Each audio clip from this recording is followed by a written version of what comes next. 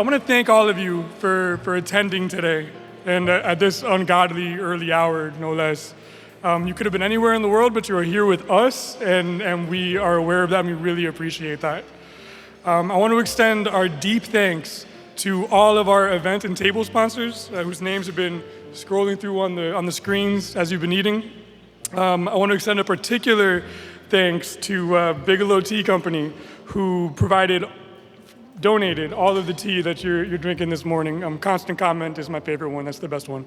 Yeah, Bigelow Tea. Let's go. Come on. We also want to thank the Espresso guys and Jack Edward for providing the coffee. Jack Edward is a member of the Thomas Merton Center's advisory board.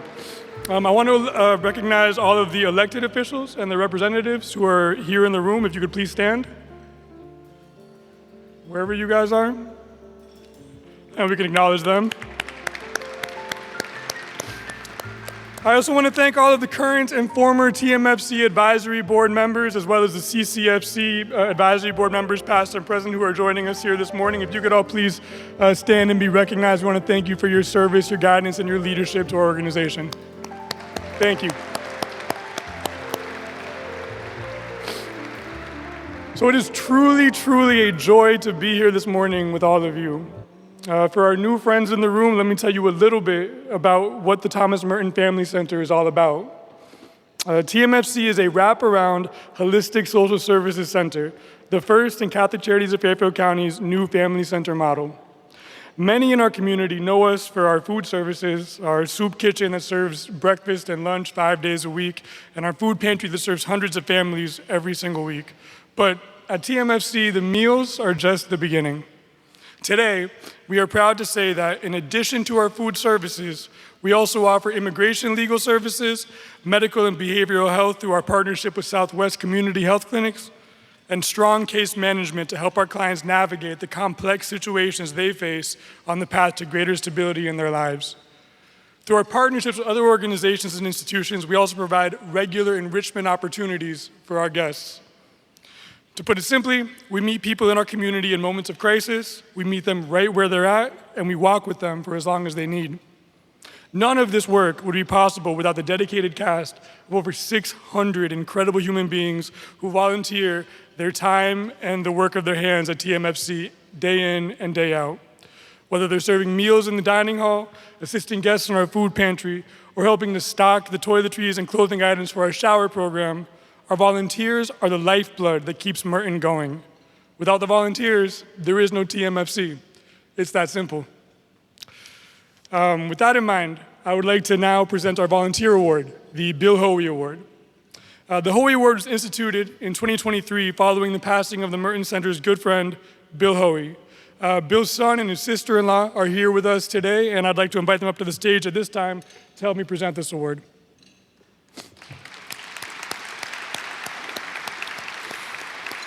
So Bill Hoey started his career as a social worker with us here at Catholic Charities, and he rose to become the head of Bridgeport Behavioral Health Services and Housing for Catholic Charities.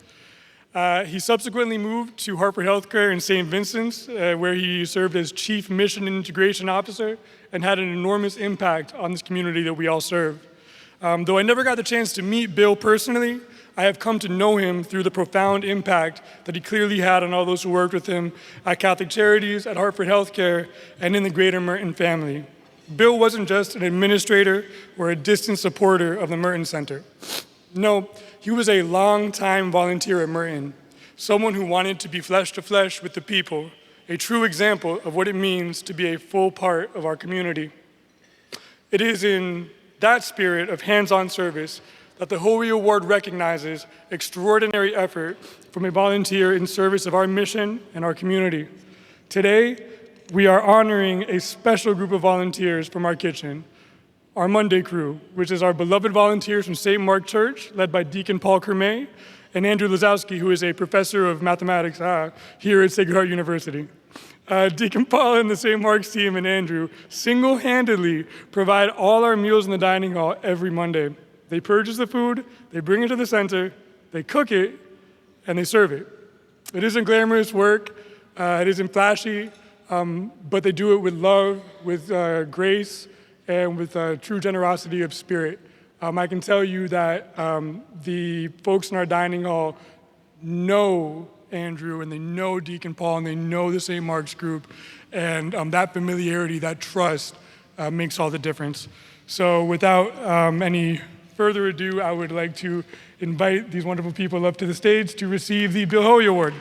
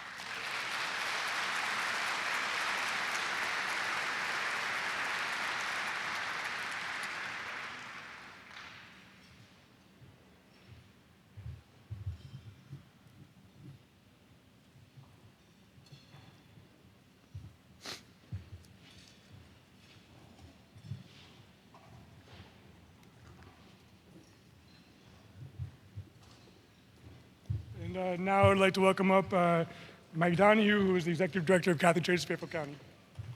Thanks, Nick. Good morning, everybody. As Nick mentioned, my name is Mike Donahue. I'm blessed and honored to be the Executive Director of Catholic Charities of Fairfield County.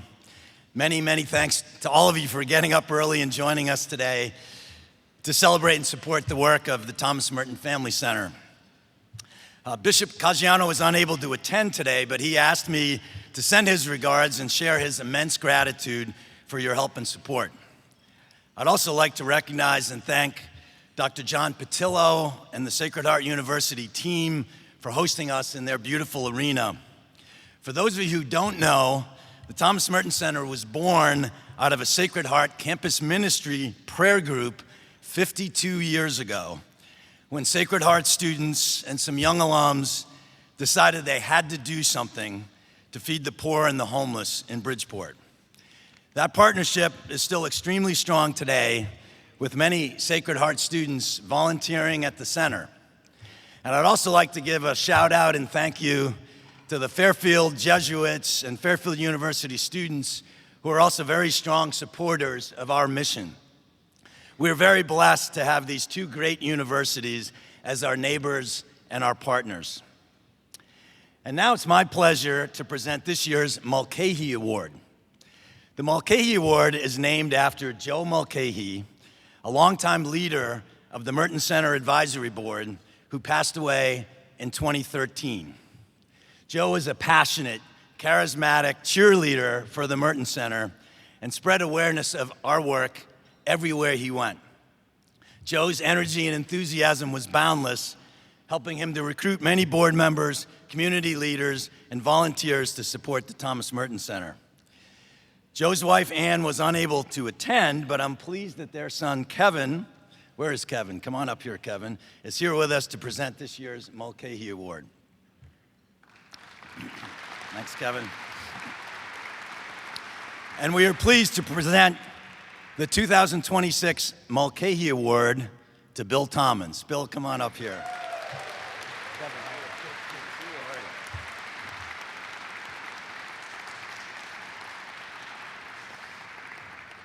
So for those of you who don't know Bill Tommins, let me tell you a little bit about him. Bill is in his 20th year serving as Bank of America's president in Southern Connecticut, overseeing 1,100 employees in 58 locations.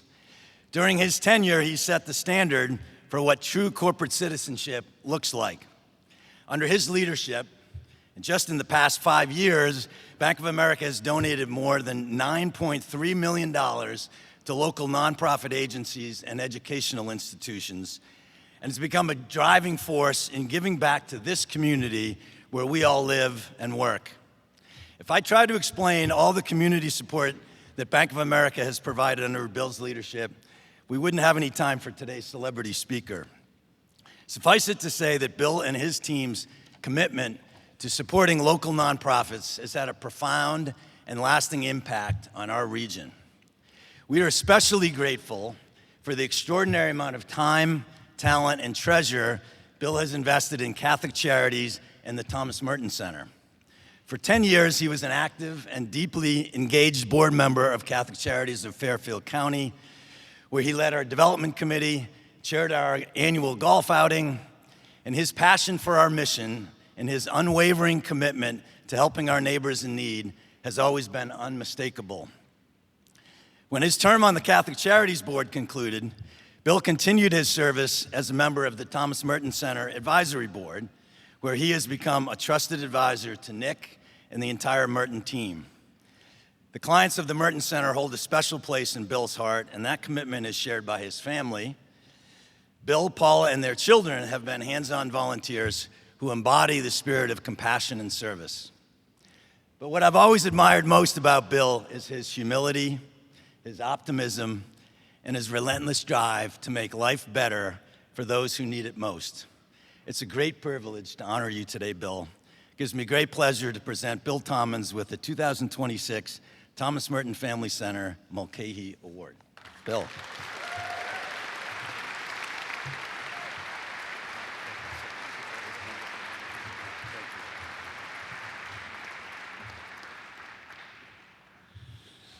Wow, I was not expecting that. That was beautiful. Thank you for those kind words, Mike. Get the glasses on. Well, good morning, everyone, and thank you all for being here.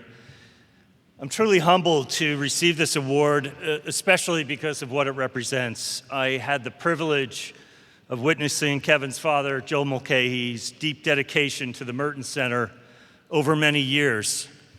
His passion for our guests and his belief in doing whatever it took to serve them left a lasting impact on this community. It's an honor to receive this award that carries his name. I want to begin with a few thank yous. First of all, to my wife, Paula, and my family. Thank you for your loving support, your patience. I wouldn't be standing here without you.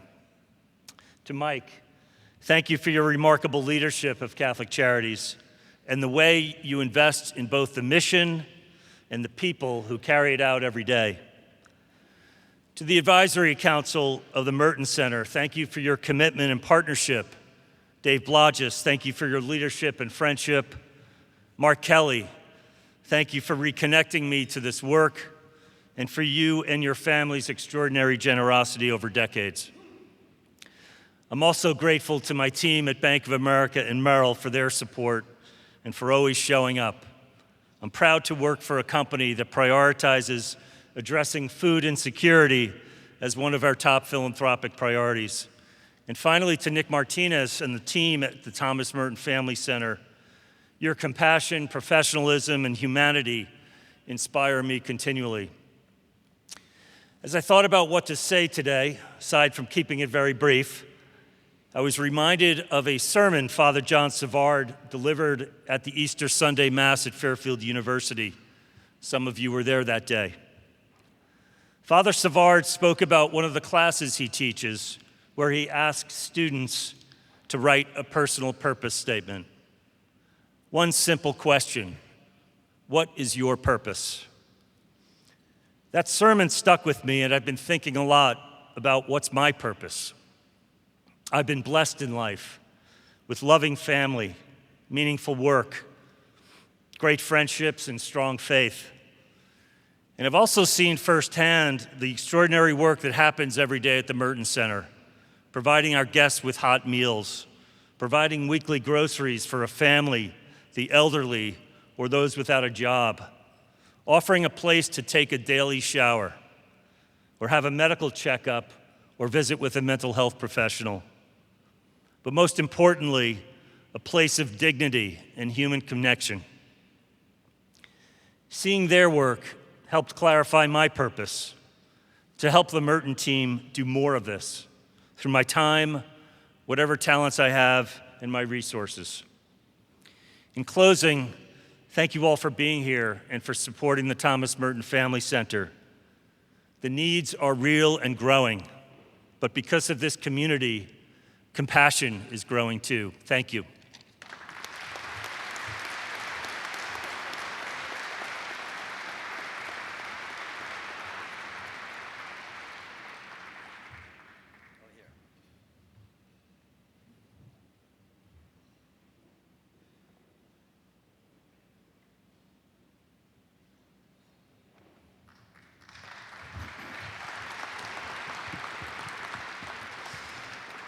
Congrats again, Bill. And now I'm pleased to introduce my colleague, Krista Ventrelli, our Director of Philanthropy at Catholic Charities. Krista?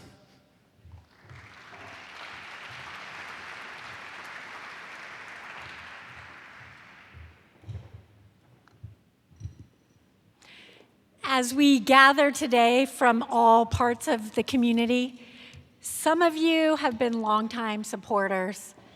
Thank you for that. And some of you got the last-minute invite from your boss, and you're not quite sure what you're doing here. But the good news is that you said yes. You said yes to being here. And that means that you get to leave with a feeling better than you arrived, with the uplifted energy that comes uniquely from being in a room of generous people who want to be part of the solution, and to be part of an organization that is doing the work here and now. And I'm so glad that another person in this room said yes to being here, and that is Matt Hasselbeck. He is a fan favorite who has demonstrated leadership on and off the football field, the broadcasting booth, and far beyond the game. Matt grew up in a football family. He went on to play at Boston College, and there he developed not only as a quarterback, but in faith and character. Do we have any Eagles out there? I know there's a few over here.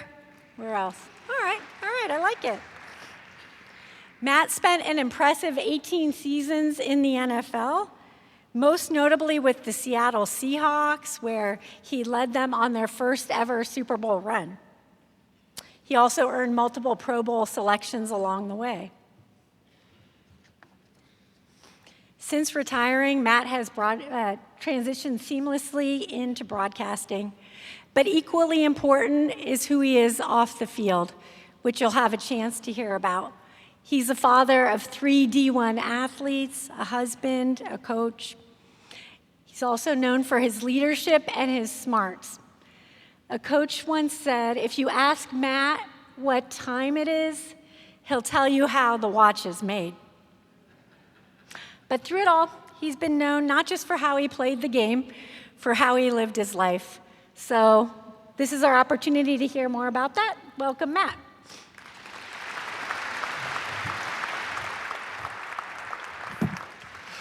Funny story about this watch. So I don't think Mike Holmgren meant that as a compliment when he said it. He'd say, what'd you see out there? I'm like, well, the safety came down and the corner rotated over. And he's like, no. Just, was it man or zone? Just, he wanted a quick answer. Thanks for being here. Thanks for having me. It's been amazing. We did a charity event when I was in Seattle for Medical Teams International. We did it at Safeco Field on the baseball diamond, and I thought it was the coolest thing ever. And I actually think this is a little bit cooler. The hockey arena, it fits nicer. You know, they wouldn't let us go on the outfield or the infield, and we had to it was a little dicey there. So thanks for having me. This is a really cool event and amazing work that you guys are doing here in Bridgeport. Thanks, Matt. Okay, so most fireside chats, they kind of go chronologically, but I want to start with what your plans are tomorrow. See, Matt's daughter plays lacrosse for Stanford, and they are playing in the NCAA quarterfinal championship tomorrow night. Yeah, we're in the Elite Eight. If any of you guys play club sports, or if your kids play club sports, you're usually probably somewhere really, really far away playing a team that you live right next to, something like that. So that's what our month has been like. We've been at University of Michigan, playing Penn State and then Michigan, and now we play North Carolina Thursday, and then the Final Four is after that. So as any club parent or parent of any kids playing sports, your calendar kind of revolves around that sometimes. So we're very grateful and excited for the opportunity to play the defending national champs tomorrow night on ESPN. His daughter did score a hat trick on Sunday to secure the victory. So yeah, it's funny. Like, she also made SportsCenter top 10 plays, play number 8. I missed it, but everyone kind of sees like my kids, and they see on Instagram and like all the stuff that's going well. But I would just kind of say it's kind of like an Instagram versus reality situation. You know, everywhere I go, my older daughter played in 4 national championships at Boston College. She won 2, lost 2. My son was a quarterback at UCLA, just transferred to Appalachian State, but had a great high school career, Gatorade Player of the Year, all this stuff. But it's not really reality. I just have to tell you, like, even this daughter at Stanford, she had 4 knee surgeries, a lot of tears, a lot of, I'm playing, I'm not playing, difficulties. And I think the reality is that sometimes it can be this image of like, oh, everything's perfect for you. Like, it's really not. It's really challenging. And so I do think, like, no matter where anybody is at, if they've got it all figured out and they're wearing the nicest suit ever, or if they're, being served by the Bridgeport, the way that you guys are serving the Bridgeport community, just seeing what's going on in people's lives, I think is really important. And that's one of the reasons that I love what you guys are doing here. thank you. So let's say she calls you tomorrow morning for a quick pep talk. Like, what does that look like? Well, she already called me last night. She said, Dad, I got a favor to ask you. I'm like, sure, no problem, whatever you want. Our team's watching the movie Miracle tonight as a team. I'm like, oh, how fun. Yeah, I get it. North Carolina's the defending national champs. They're unbeatable. They've already beat you guys really bad twice this year. She said, I need a video from Micah Ruzioni to our team. I'm like, oh, no problem. I said, first of all, I doubt the girls on your team even know who Micah Ruzioni is, but this is my middle child. She's very smart. She's like, yeah, but after the movie, they're going to know exactly who he is. So her idea was like, after the movie, shuts off, it'll be like, wait, Stanford women's lacrosse, it's Micah Ruzioni here, captain, whatever. And she's like, that's what I want you to get done. I'm like, I can't get that done. However, I have heard Micah Ruzioni speak, and what he will tell you is that after they beat the Russians, they had to go win a gold medal game. So if Stanford, who's unseeded this year, first Elite 8 ever, if they're able to knock off the best team in the country, North Carolina, they still have to go play a Final Four in a national championship. So I committed to finding Micah Ruzioni's cell phone if they beat North Carolina tomorrow night. So if anybody in the audience has a way for me to get in touch with Micah Ruzioni, please let me know after this. Thank you.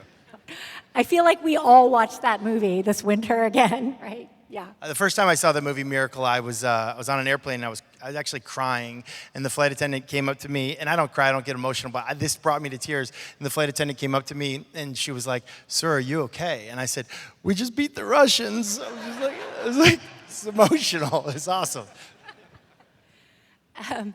So sports has clearly been like a through line of your life. Your dad played in the NFL, like he was drafted when you were a baby. Then yeah, it's sort of funny. So my parents are both from Cincinnati, Ohio, 2 large Catholic families. My mom's one of 12. My dad's one of 6. I was born in Boulder, Colorado. My dad was playing at Colorado. He got drafted to the New England Patriots. My parents had to look up New England on a map. They had to buy an atlas and find out what they knew. It was like all those little states up there in the corner, but they didn't know the difference between like Rhode Island and Long Island. Like they didn't know Vermont, New Hampshire, for sure didn't know Connecticut. They didn't know Massachusetts. So we basically grew up there, and I was a Patriots fan until my dad got he got traded to the Los Angeles Raiders during the NFL strike. Al Davis was the only NFL owner that would take a player rep, a union rep, on his team. So he, loaded up a bunch of union reps, and we won the Super Bowl that year. And then we went to the Minnesota Vikings, and Archie Manning was the 3rd-string quarterback, and Cooper Manning and Peyton Manning were some of my best friends in 4th grade. And then at the end of my dad's career, he was brought to the New York Giants to be a tight end mentor for Mark Bavaro. Bill Parcells was an assistant coach at the Patriots when my dad got drafted there. And so, it's really just kind of my childhood. People would ask me, what I wanted to do when I grew up, and I'd say, I guess I'll just play in the NFL like my dad. I had no idea that it was like a big deal. I'm playing catch with Phil Simms, growing up. It was like, I had no idea. I was clueless. So my parents really instilled in us, hey, pro sports doesn't happen, college sports doesn't happen. You got to be all in on school. And so I think that's really how it started out for me. So we played every sport in the world for fun, and that was it. It was just for fun. And I was really all about school begrudgingly, but that is how I grew up, and it is surprising that it did work out, because that really was not the emphasis in our house. I wasn't allowed to play organized tackle football pretty much the whole time I was growing up. So I would say by the grace of God it worked out, and I'm certainly thankful that it did. So then you went on to play for Boston College. I assume your focus there was pretty much on football, but you also met your wife in your college years who played field hockey. But BC has a big focus on service and faith. And I did read that you kind of had an interest in the Peace Corps. So I'm curious, as you were on the edge of adulthood, how did that faith and service piece impact you at BC? Well, I think like a lot of people, college was a formative time for me. I would love to tell you that I came in really seeking that. I went to an all-boys high school, Zavarian Brothers High School. I had a full head of hair. I was very excited to get to college. Co-ed education, very excited. I met my wife at orientation. Wasn't planning on that necessarily, but it was an amazing 4 years. But again, kind of like that Instagram versus reality, it wasn't smooth. I committed to go to Boston College because Tom Coughlin was the head coach. He was one of the wide receivers coaches at the Giants when my dad was there. I loved the New York Giants. I loved Coach Coughlin. And halfway through my freshman year, he left and went to Jacksonville. And I was stuck there. Now, meanwhile, I was never the starting quarterback until the second game of my senior year at Boston College. My wife, who was then my girlfriend, she was like an All-American all 4 years in field hockey. Somewhat recently, we were in the car. The athletic director from Boston College called. It was on Bluetooth in the car. My kids were in the car with us. And the athletic director called and said, hey, Matt, I got big news to share with you. We're inducting you into the BC Hall of Fame. And my wife was so excited, and she's crying, and my kids are like, oh, congratulations, Dad. And my middle daughter, the one we were talking about earlier, she's like, I don't know if this is that impressive because you and Mom are the same age, and she got inducted 16 years before you did. So that I tell that only to tell you what college was really like for me. It was a big fail as a football player. It was a huge fail. I was the backup to the backup to the backup. And during that time, it was very much a Jesuit education where it was men and women for others. Every single class I took, it was through the lens of how can I take my God-given ability, whether it's in marketing or accounting or finance or whatever it is, and how can I think about how this would impact others? And so whether it was volunteering on campus at the campus school for people with severe disabilities or whatever it was, there were moments that were, I think it was fertile soil, seeds were planted, seeds were being watered, sun was shining on it, and I was starting to bear fruit. But there was one moment in particular where a Jesuit priest at Boston College had asked me if I would do a service trip to the slums of Kingston, Jamaica, working with victims of leprosy. And if I'm being honest with you, I didn't sign up for this trip or this experience. It was a year-long thing because I really wanted to, or I had goodness in my heart about it. I truthfully just couldn't come up with an excuse to not apply to the program. And so I said, I'll apply to the program and we'll see what happens. It was a life-changing thing for me. And I was at a time in my life where I was trying to be a college quarterback. My role models in life were guys like Brett Favre and Joe Montana and John Elway, and I just so badly wanted to be like them. But it was on this volunteer trip where I was serving, where I was quote-unquote going to volunteer to help others, that they helped me more than I could have ever helped them. There was a man there, his name's George McPhee in Kingston, Jamaica. He had leprosy, and we were working, we were kind of reconstructing, building a bathroom, painting walls, taking out trash the whole day, and I come in last, and there's nowhere to sit. We're sitting there at this leper home, and there's nowhere to sit except for one seat next to this guy named George, and he was so disfigured, it was hard to look at him. And I'm almost embarrassed to say it. I didn't want to sit there. He had no eyes, no nose, no fingers. And somehow he was the guy playing the harmonica while we were sitting at this leper home singing hymns. And so I sit down next to him, and in between hymns, he's saying, "Thank you, Jesus. Thank you for blessing my life. Thank you, God." And in that moment, I was like, man, I want what he has. I want the joy and the peace that he has.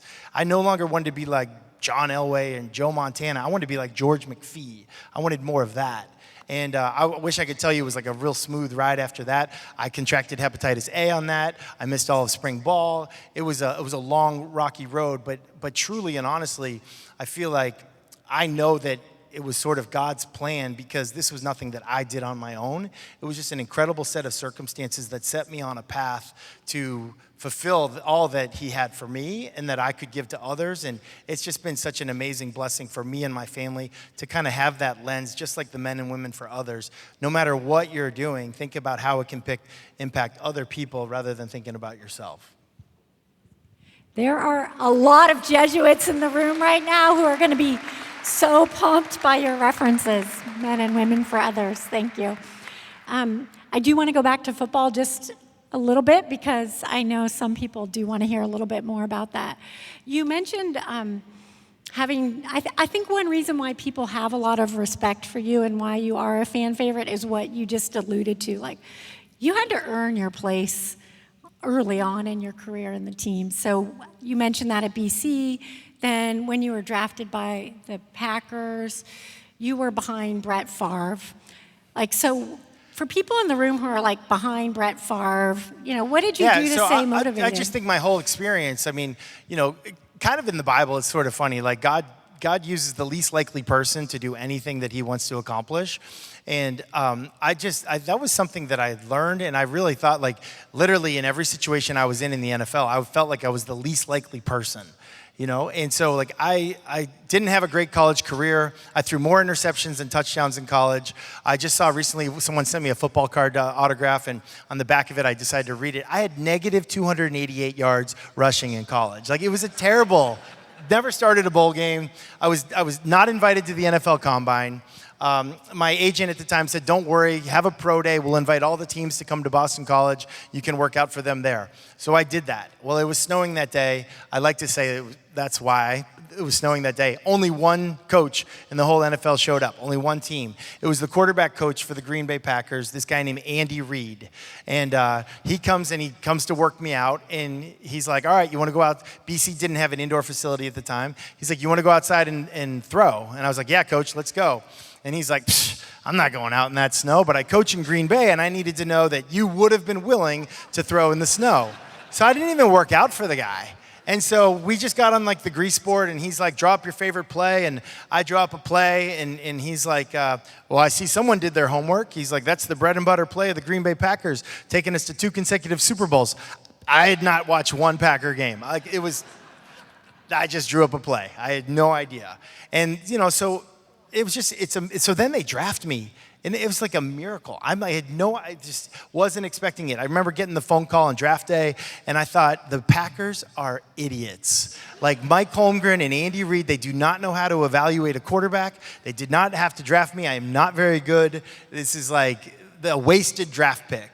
And that was my mindset. I get there, and I was just around incredible people, incredible coaching. It was like being at Harvard Business School for a young quarterback. I got to see Mike Holmgren and Andy Reid coach Brett Favre. I was not allowed to talk in the meetings. The backup to Brett Favre was Doug Peterson, the coach of the Philadelphia Eagles, who won the Super Bowl. I would write down all the questions that I would ask if I was allowed to talk in the meeting. And on the walk from the quarterback room to the locker room, I would ask Doug Peterson, "Hey, what do they mean when they say this?" It was an incredible experience. Andy Reid said to me, he's like, "Hey, there's no reason to keep 4 quarterbacks. There's no reason to keep 3 quarterbacks. You're the 4th guy. can we put you on the practice squad? And can you play tight end in practice every day and come to quarterback meetings and just play tight end? We'll keep you around. I was like, yeah, coach, let's go. I played tight end when I was 12. My dad was a tight end. I didn't think it through. Reggie White was the defensive end on the Green Bay Packers. Like, my whole rookie year was trying to block Reggie White in practice and with no muscles. It was a tough assignment. But anyway, I say all that to say, like, I'm just so grateful for even the glimmer of an opportunity to even start in Green Bay. And so, yes, did I back up Brett Favre, the 3-time NFL MVP, and have an incredible experience? I did, but they were paying me to be there. I felt like I should have been paying them. Okay, that's unreal. But that's not the end of the story, because then you were under Coach Holmgren, then Holmgren brought you to the Seahawks, and then you led the Seahawks to the first ever Super Bowl appearance. I'm interested, so Holmgren is known for developing great quarterbacks. You, Favre, Joe Montana, Young. So how did he coach you up, and what advice do you have for those of us who are trying to coach up other people in our lives? Well, similar thing. It was not smooth. My first ever game was in Tokyo. And I don't know if you know this, when they call a play into the huddle, you know, the coach calls it on like a walkie-talkie and it comes into the helmet. Well, in Tokyo, for some reason, the walkie-talkies don't work over there. For whatever reason, it's over my head. So we had to signal in. So my very first play, we had a long kickoff return. I'm in the red zone all of a sudden, and I get Brown right slot, A right, 2-jet flanker short post. So they signal it in, Brown right, A right, and I turn my head, and I jump in the huddle. And I'm like, all right, guys, Brown right, A right, on one, ready, break. And nobody breaks the huddle. Like, I was not prepared, and I fell right on my face. It was a terrible, my dad used to say this all the time, a goal without a plan is just a wish. And that's really what I was doing. I was just wishing to be an NFL quarterback. I fell flat on my face. Instagram versus reality, kind of similar thing. It was a rocky road when I started there. And so in Seattle, I got benched early. I got booed out of the stadium. It was one time I was in the stands and I was on the field and some of the rookies are like, oh my gosh, it looks like there's going to be a fight in the stands. And I turn around, it's like my wife and like John with people. It was a tough start. And so they love you now. Well, but it was we were learning and we were growing. But the Seattle experience, I was growing as a first-time husband, first-time father. And so I mentioned the Brown right, A right, 2-jet flanker short post. I had to put the work in. I had to learn the playbook. I need to step in the huddle and be someone that could just spit it out. Double wing right, zebra return, 2-jet X dagger, Y shallow cross, fake 40, on one, ready, break. I needed to be somebody that the huddle kind of trusted that I knew what I was doing, because I was kind of faking it. I was just hoping to get through it. So I think one of the things that I really learned was whatever I was doing, whether it was parenting or serving or trying to be the quarterback of the team, I needed to know the playbook in a way that I didn't know the playbook. And I needed to mature that way. And it was much easier when I was sitting there just kind of watching Brett Favre do it. And when I got in there myself, I realized quickly that I really hadn't been tested through the fire. One playbook that changes a lot in life is marriage. Congrats on 25 years. Way to go. I think there's a general perception that it's trickier to create a lasting marriage in professional sports. What has kept you guys going strong? I had an amazing quarterback coach named Jim Zorn. He was the original quarterback for the Seahawks. And kind of like when he was teaching us the playbook and the football in Seattle, I feel like he was really teaching us about marriage, how to be a better husband. And there were a couple things. One thing was he's like, hey, on your commute home, I need you to find a spot. For him, it was the Roanoke. It was like a tavern on his way home. Once he hit the Roanoke, he would decide, boom, work is gone. I'm preparing to step into this house, at least for the first 5 minutes, all the way invested. I'm not on the phone. I'm not thinking about work. I'm coming in. I'm going to be the best husband, father, with energy, intention, that way. I think another great thing that my wife and I did, this was a Mike McCarthy. Mike McCarthy was one of my quarterback coaches. He had recommended something that Rich Gannon and some of his other quarterbacks had done. So I mentioned the coach-to-quarterback communication system. So Mike Holmgren would call the play into the huddle, into my helmet, but he would not call the formation. So it was up to me to memorize the formation. So I spent a lot of time doing that. Well, my wife and I, in bed, before we go to bed, we would not watch TV. I would invite her into work, basically. And so she would pretend to be Mike Holmgren, and she'd say, all right, we got red, left, swap, tight, close. Or she would say, pass 64, U corner, fullback flat. And I'd say, Y motion to blue, right, tight, close. She'd be like, oh, very good. Okay, we've got sprint right, G, U corner, halfback flat. It's red, left, swap, tight, close, sprint right, G, U corner, halfback flat. She's like, yep, very good. All right, we got Fox 2, X, Y hook. Red, right, Z short. Nope, we're going to come back to that one. So we would like sort of study. And so I'd come home after the games, and it was almost like she was more invested. Hey, because one of her favorite things to do is like never really ask about a touchdown. Usually ask about what happened on that interception, what happened on that sack fumble. I'd be like, it was blue right, Z short, 2-jet flanker drive, but I forgot to send the Z short. She's like, I told you, we knew that one. What were you thinking? So I just think really including her, and I learned this a little bit the hard way. She'd say, how was work? And I'd say, good. Fine. And then all of a sudden my dad would call or my brother would call and they'd say, how was practice? I'm like, oh my gosh, listen to this.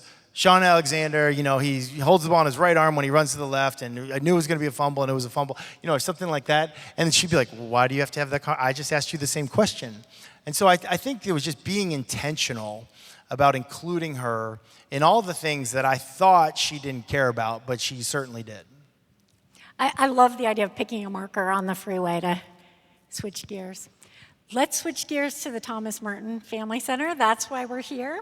So at the Thomas Merton Family Center, we offer many services for people who need a hand up. You've heard about it. It's food, it's warm meals, it's a food pantry, job training, case management, immigration services, the list goes on and on. But what's really important to us is that every person is treated with dignity and that we all have this shared responsibility to helping our neighbor in need. I know your family spent a lot of time serving others. So what about your faith calls you to spend your time that way and help the neighbor in need? Yeah, well, I know our time's short, and I appreciate everyone coming out before work and all that. I think, one thing for me, I was just at this amazing conference, and there's all these great speakers, and it was like the best food you've ever had, the best wine you've ever had. But it was this moment with a friend of my wife who my wife was given a devotional for a charity that she serves on, and she was talking about when Jesus did his first miracle in John 2, where he turned water into wine. And, it was this great story that my wife said, but this friend, and we were listening to all these speakers, but it was something this friend said that I feel like just kind of nailed sort of the Christian faith for me personally. And it's in the 2nd chapter of John, where Jesus turns water into wine, and it's the last recorded words of Mary in the entire Bible. And she finds the servants, and she says, because they run out of wine, she finds the servants, and she says to them, find Jesus and do whatever he tells you to do. And it's that simple. Find Jesus and do whatever he tells you to do. So then what does he tell us to do? So in the New Testament, in the red letters, what does he tell us to do? He tells us to care for widows and orphans. He speaks in parables all the time. And he says, hey, things like, when I was hungry, you fed me. When I was thirsty, you gave me something to drink. When I was sick or in prison, you came and visited me. And the disciples said, Lord, when did we do that? When did we feed you when you were hungry? And in the parable, what he's saying is when you see someone in need, see them. Be there for them. Don't just blow past them. And I believe that's what was important for him. And so my wife and I, as we raised our kids and we had no idea what we were doing, our common prayer was, God, please break our heart for what breaks yours. And so for us, it's been caring for widows and orphans, and it's been serving. And again, just kind of similar to the George McPhee thing, I feel like we have been blessed so much more by serving, by volunteering, by being involved. And to see the fruit that's kind of been poured out through our children now has been kind of the reward for us so far. I'm so glad you shared that. Thank you. So all the people in this room said yes to being here today. I think you being here involved a red eye, which is not for wimps. So what made you say yes to being part of the Thomas Merton Family Center? Well, I think in general, serving the hungry is something that's always been very important to our family. My wife serves in a food pantry in our community. It's an amazing thing that they do. I know what we're doing here with the Merton Center is also amazing because of the increase in how many meals are being served. It means you're doing it so well. And truly, I'm not just saying this when I say, I do believe when you volunteer or when you serve, it is so much better than you can even imagine. I know you're helping others, and that's wonderful. But from my life experience, I can really say, getting in the game, getting off of the bench. I spent a lot of my football career on the bench. Getting into the game is so much more fun, so much more exhilarating. It's so much more life-giving. I think the same can be said for serving. And so, some of the best moments of our lives have been doing it as a family, either locally or overseas or whatever, just getting in the game. And so if at all possible, I try to say yes to things like this. I regret the red-eye decision. If anyone's Ouch. toying with that, take it from me today. It sounds good at the time. I don't recommend it, but I do think it's worth it, and I do think the sacrifice is worth it. And something as simple as my kids understanding where I am today, and hopefully they forgive me on the Mike Ruzioni thing, but I've got a good feeling about this crowd. I feel like a lot of hockey guys in this area too, so feeling good about it. I start with this table right here. Yeah. Thank you. Okay, last question. The poet Mary Oliver, she's famous for saying, so tell me, what is it you want to do with your one wild and precious life? What's next for you in the next chunk of years? Well, a lot. I'm coaching high school football right now. This will be year 5 if I continue to do it. And just a quick thing on how that came about. I was at ESPN. I was on Sunday NFL Countdown. I was on Monday Night Countdown. And basically what happened was I got laid off.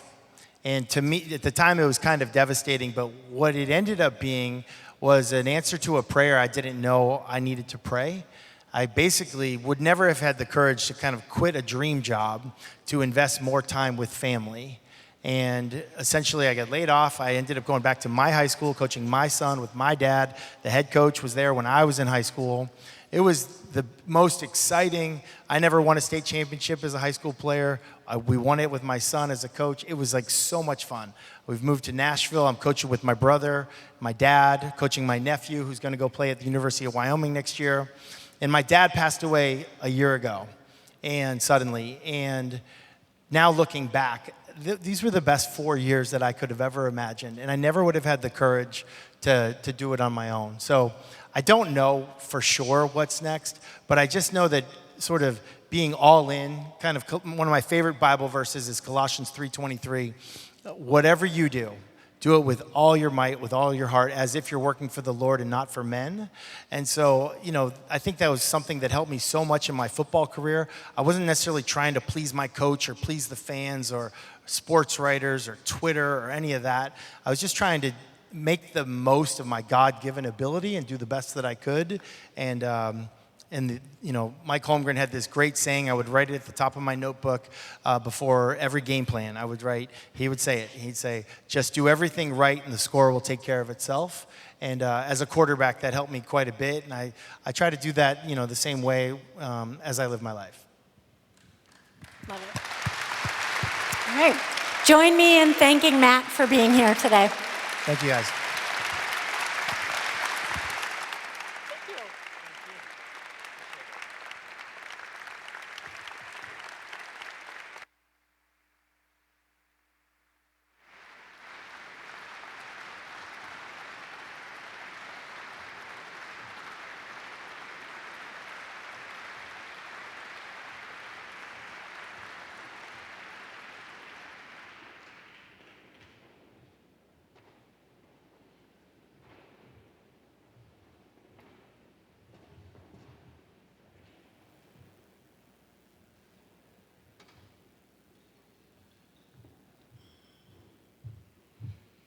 Wow. Thank you, Matt, and thank you, Chris. Sometimes you go to these events and you hear the speaker and you come away not knowing if the person gets it, right? But I can tell you, Matt Hasselbeck gets it. He understands what we're about, and I'm so grateful that he was willing to share his story. So thank you again, Matt.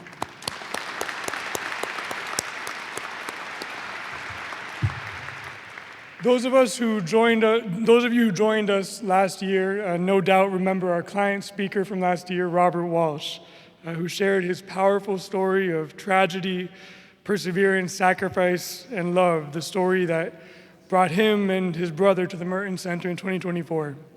In the time since last year's breakfast, we've gotten a lot of questions about Robert. People who were moved by his story and wanted to know how they could help him, people who wanted to know how he was doing, where he was, people who just wanted to know about him and his brother. Well, we have a special video to show you right now that should answer all those questions. I had first knew Robert Walsh at the Thomas Merton Family Center in the late summer of 2024. He had just come off a long hospitalization, lost his job, and after an electrical fire destroyed his apartment, he and his brother Rick lost everything. They were suddenly homeless and they didn't know what to do. They came to the center for help, but quickly became a regular presence in the dining hall. They showed up every day, early in the morning, making it clear that they were not here only to receive, but also to give back. As Rick became more ill, Robert devoted himself to caring for his brother, and the community rallied around them. Staff and volunteers checked in, brought groceries, and reminded them that they were not alone. Robert has now been working at the Thomas Merton Family Center for about a year, and he's an integral part of our community. He works hard and he cares deeply about this place. His actions show it every day. Hi, it's Robert Walsh. I had the honor of sharing my story with you all last year. Just wanted to give you a little follow-up. A lot of things have happened during the year. My brother and I were able to secure a place to live, and that was fantastic. At that point, I was also temping here at Thomas Merton Family Center. Shortly after that, I was hired permanently. But I think what's really important to me was the connections I made with the staff here. I lost my brother Palm Sunday, March 29th of this year. And I found myself needing my coworkers and the people I met here at Thomas Merton more than ever. Just a fantastic bunch of people, really kept me grounded. They actually even helped me set up a little memorial for my brother that we had down in the cafeteria. I can't say enough about the people here and the lengths that they've done to help my brother and I. There were times when I really had nowhere else to turn. I really didn't have a person to speak to. I found that, not only the volunteers came to my aid, but a lot of the staff here as well. I really look at them as my family now. I love coming here. I love working here. I want to say thank you for all your time, your effort, and your donations. I would also like to say that, again, that, Thomas Merton Center is not just about providing food. I really garnered an incredible amount of friendship, such a caring bunch of people that, to be honest with you, I don't know if I would have made it when Rick got sicker and sicker. I was able to stay at home with him for almost 3 months, handling the hospice care. What other employer would really do that? I had the most incredible support. And when things got closer and closer to the end, I had quite a few people come up and visit me in the hospital, come to pray with me, come to talk to me, come to support me. So there's nothing that I won't do, and I hope you won't do either, to help support Thomas Merton Center. So Robert Walsh is actually here in the room with us, and I'd like to ask him to stand for a second, and don't clap yet. Robert, I want to thank you for being a part of our Merton family, for letting us be a part of your story, and for becoming such a big part of ours. You're one of the hardest working people in all of Catholic Charities, and you're a role model for me and for the rest of our team. It is an honor to call you a friend, and not just a friend, but a colleague. May you all please join me in recognizing Robert for the incredible human being that he is in the service he provides to our community.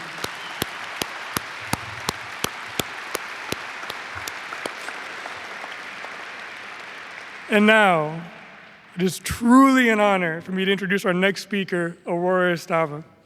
Many years ago, Aurora was a guest at the Merton Center, and today she serves alongside us as a volunteer in a special guest ambassador position. In this ambassador role, Aurora provides mentorship and outreach to our guests and assists our case managers in their efforts to build strong relationships in our community. She does so much more than that, though. If you go out into our dining hall and start talking to our guests, you'll quickly find that everyone has an Aurora story, an example of some time that Aurora came in clutch, came through to save them in a moment of crisis. You'll never hear it from her, though. No. Aurora is an incredible model of humility, of quiet service and selfless love. Just getting her to agree to show up here to share her story with you today was something of a miracle, honestly, because she doesn't serve to be seen. Aurora serves to serve. And when I think about who I want to be like when I go to Merton every day, I think of Aurora. So if you could all just join me in welcoming Aurora up to tell her story.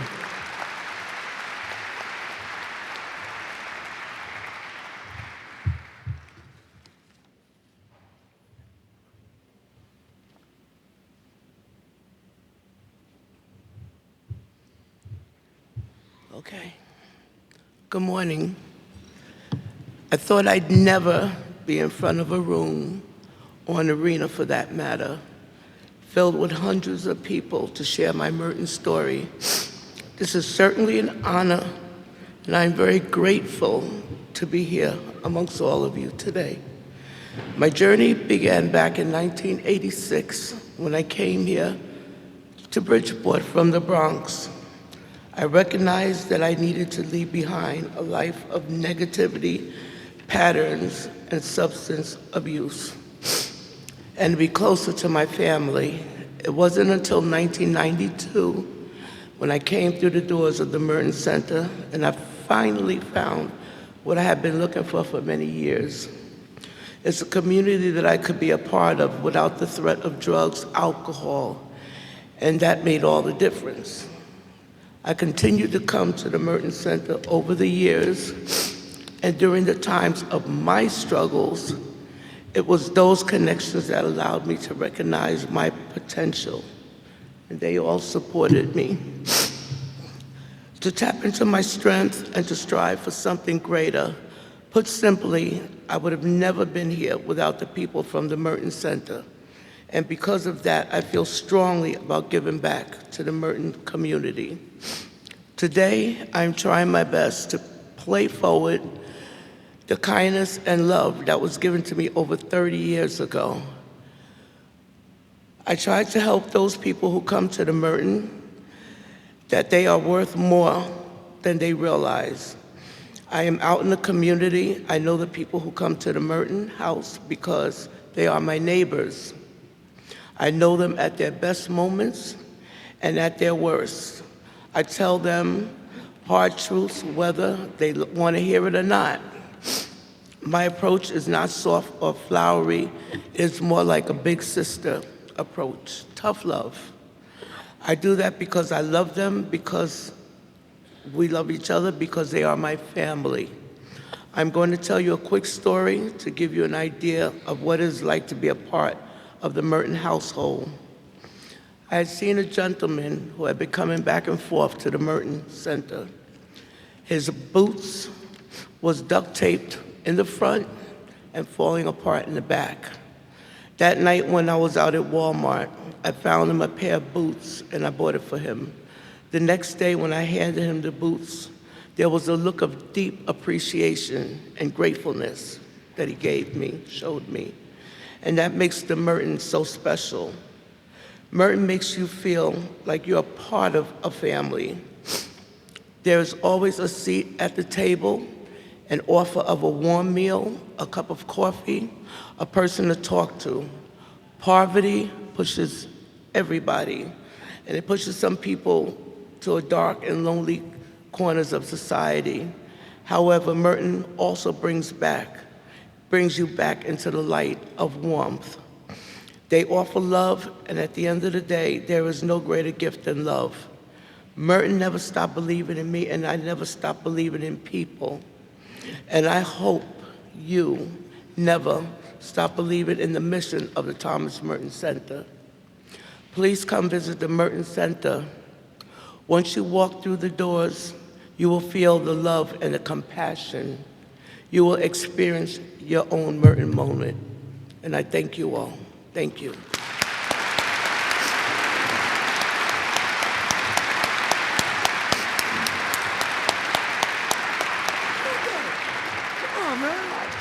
Oh, man, you killed that. I'm so proud of you, man. Yes.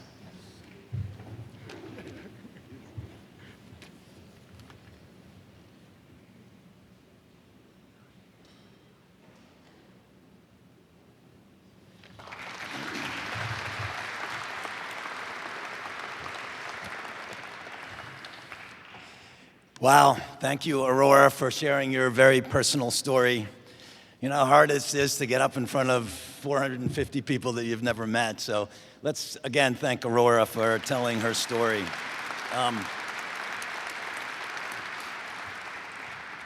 And while we're at it, I'd also love to thank and recognize all the employees of the Thomas Merton Center.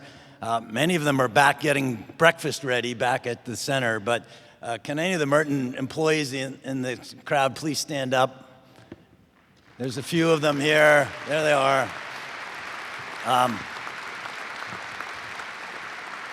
And also, any great organization needs phenomenal leadership, and we're blessed to have an incredible, passionate, charismatic leader in Nick Martinez. Nick, thanks for all that you do. So, you know, many of you know us, I'm sure, as the largest daily soup kitchen and food pantry in Bridgeport. But food is just the beginning. Everyone who walks through our doors, like Aurora at one point, is facing challenges, and our focus is on how can we provide guidance and wraparound services, in addition to food, to give them a hand up to a better life. And many, like Robert and Aurora, come back to the Merton Center to pay it forward. Thankfully, for thousands of people each year, the Merton Center is there to give them hope, connection to resources, and loving support that each and every human being deserves. But we wouldn't exist without you, our donors, our volunteers, and our supporters. But today, the need is just so great. Let me give you a few numbers. In 2024, we provided 455,000 meals via our soup kitchen and food pantry. But in calendar 2025, we provided 775,000 meals to families in need, an increase of 70% more meals provided in 1 year. And those numbers are holding here in 26. So I think you all know how expensive food is.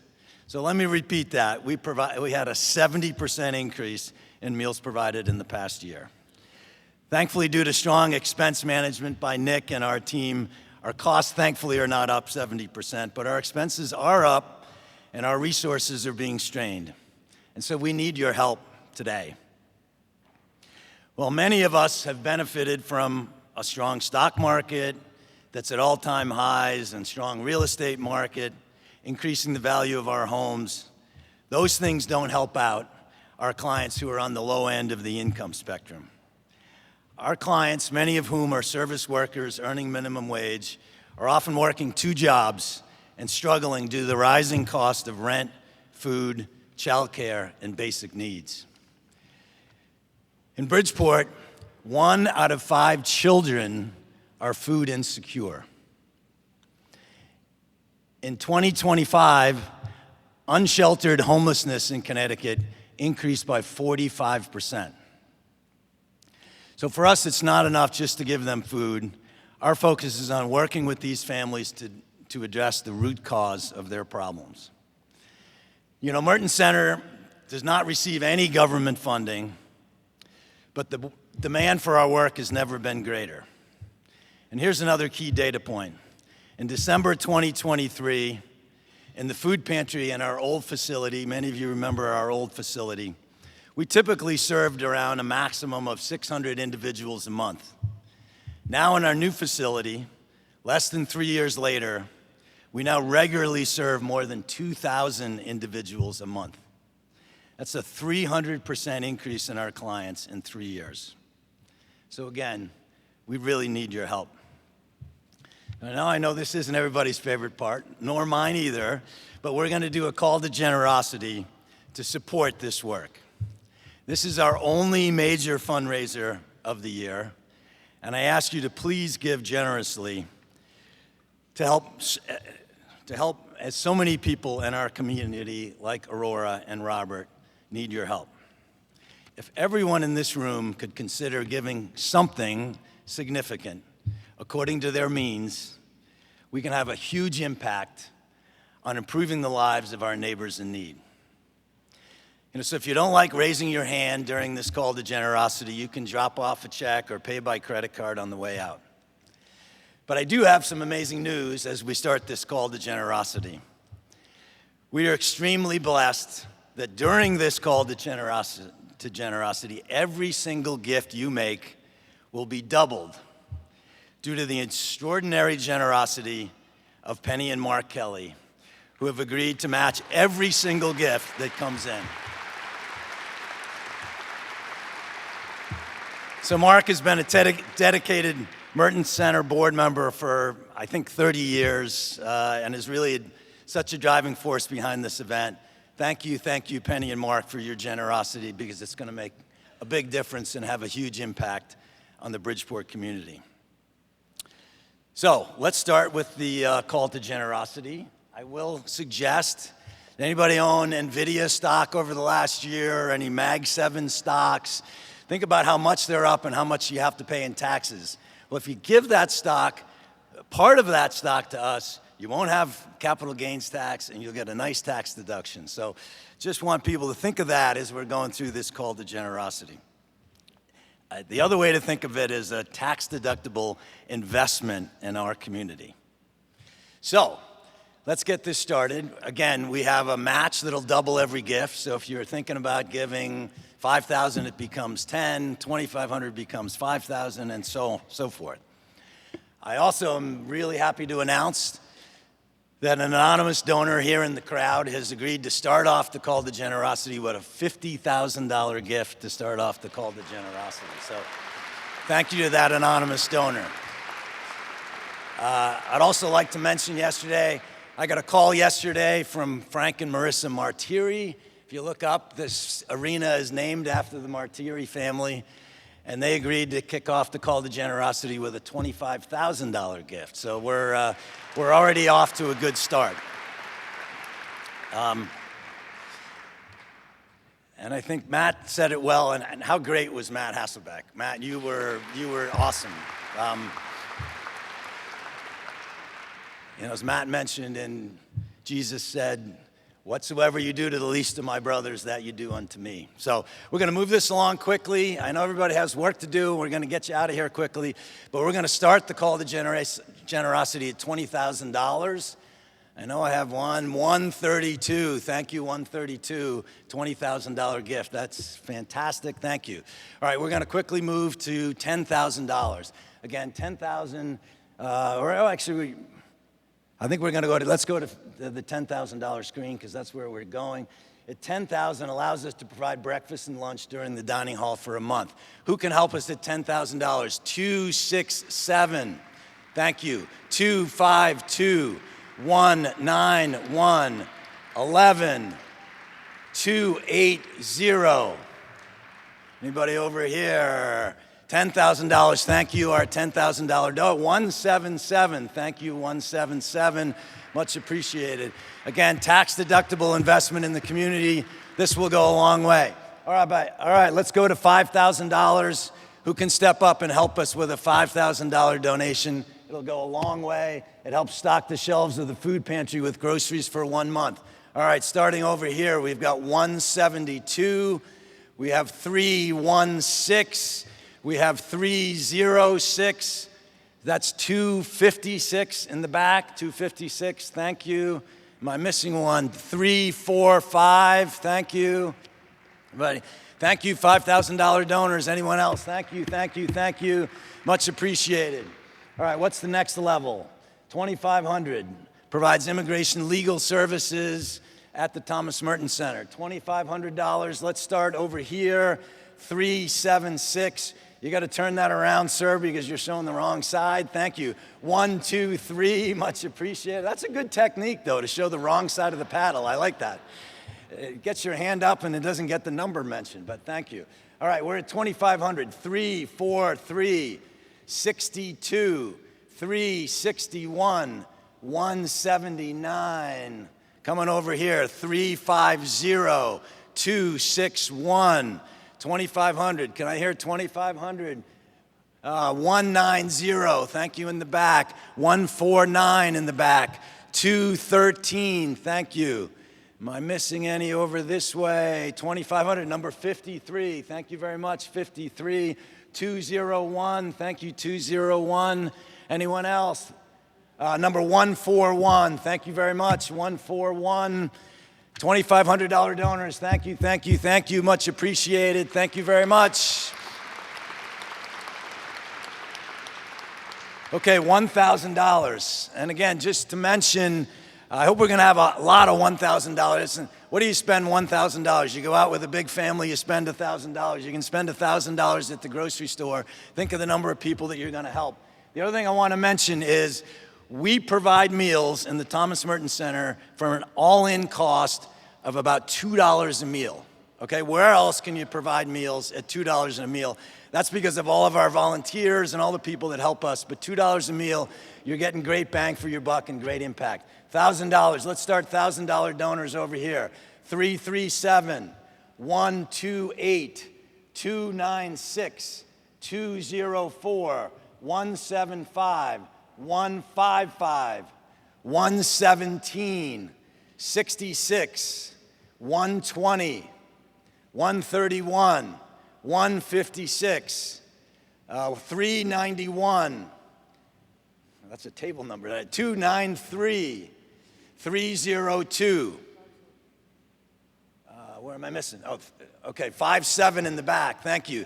330, 127, 395, 83, 350, 64, 144, 313, 303, 195, 65, 249, 217, 325, 351.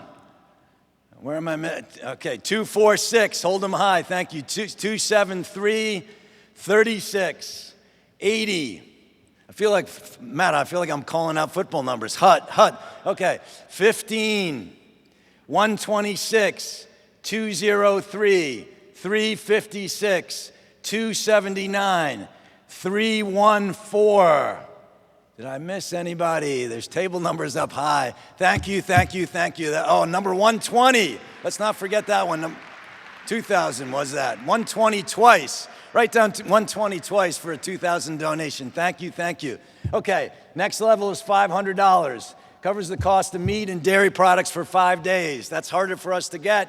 All right, here we go. We're starting over here. 319, 286, 299, 250, 326, 171, 173, 124, 276, 158, 227, 81, 102, 241, 103, 202, 335, 114, 115, 218, 82, 162, 169, 240, 307, 206, 245, 397, 297, 145, 392, 357, 40,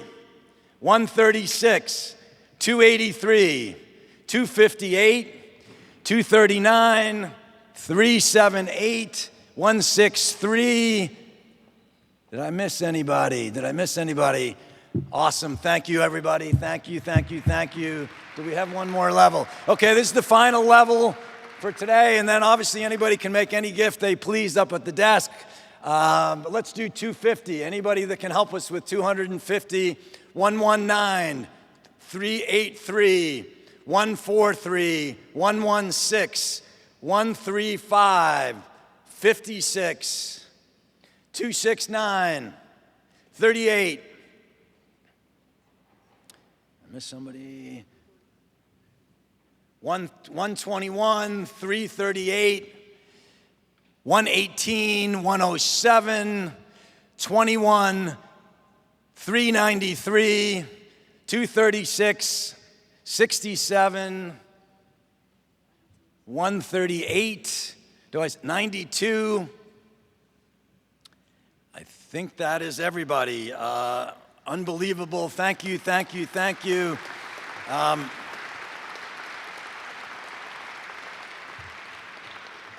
So just on behalf of all of us at Catholic Charities and Thomas Merton Center, I can't thank you enough for your incredible generosity. You are all what makes the Merton Center happen every day, and we can't thank you enough. I encourage all of you to become a part of our team. We are a team, we are a family, and it takes a village. There's lots of ways you can help. You can come volunteer to serve a meal or stock in your pantry, in our food pantry. As Matt mentioned, the service work, I promise you, you'll get more out of it than you give. You could serve on our advisory board. And also importantly, please spread the word about our work. This is our biggest awareness building event of the year. I'd also direct any and all of you that want a picture with Matt Hasselbeck. Matt's gonna be hanging out over by the banner over on the side. So please, Matt was fantastic. I just wanna thank Matt again. And if you'd like a picture with Matt, come on over there. Just quickly, ways to pay. On your table, there's a card with a QR code. You can go online and pay that, scan and pay it online. If you left a credit card, it'll be charged automatically. There's no need to check out. But do check in with the desk if you plan to pay by a donor-advised fund or a check or stock. And if you didn't leave a credit card and you want to pay, also check on the way out. So again, thank you, thank you. I can't tell you how grateful we are for all of you. And without any further ado, I'm going to ask Father Sam to come up and say the benediction prayer for us.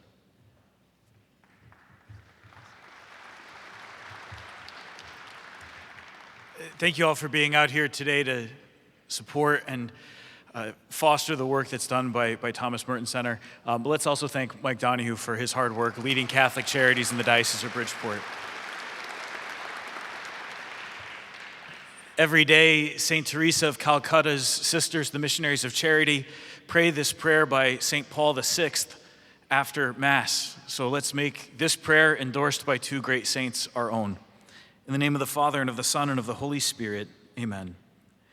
Make us worthy, Lord, to serve our fellow men who live and die in poverty and hunger. Give them through our hands this day their daily bread, and by our understanding love, grant peace and joy. Amen.